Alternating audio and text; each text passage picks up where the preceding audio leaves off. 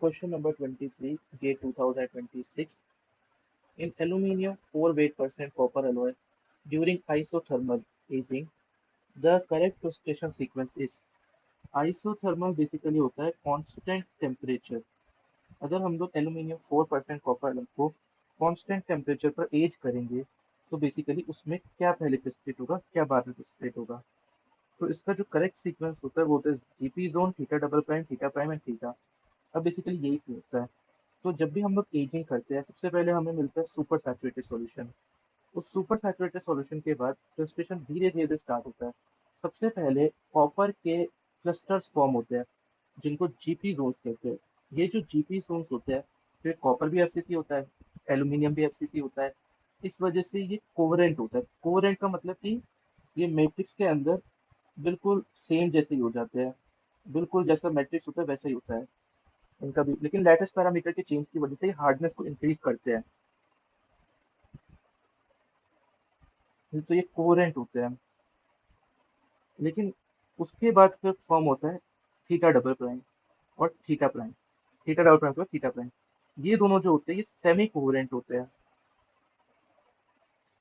और इनके बाद फॉर्म होता है थीटा जो कि इनकोवरेंट होता है जिसका केमिकल फॉर्मूला होता है Al2Cu.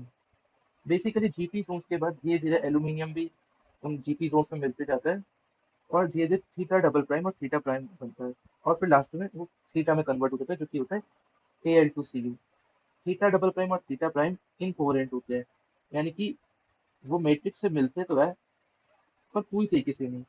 उनमें थोड़ा बहुत वेरिएशन होता है किसी किसी चीज का. मैट्रिक्स से काफी हद तक मैच करते हैं पर थोड़ा सा उसमें इनकंसिस्टेंसी रहती है.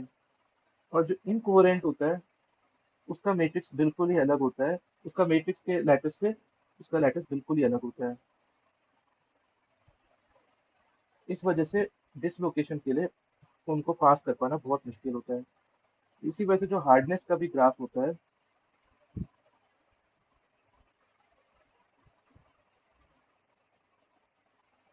उसमें सबसे पहले तो हार्डनेस इंक्रीज होती है क्योंकि सबसे पहले जीपी जोन्स फॉर्म होते हैं.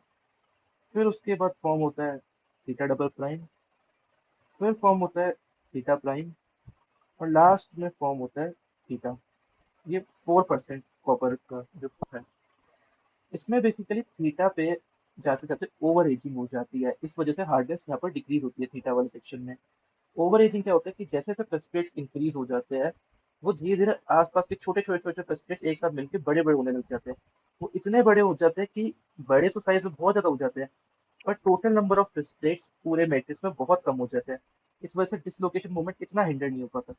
पर फिर भी वो स्ट्रेंथन काफी ज्यादा होते हैं. लेकिन ये 4% वाला एल्यूमिनियम का केस है.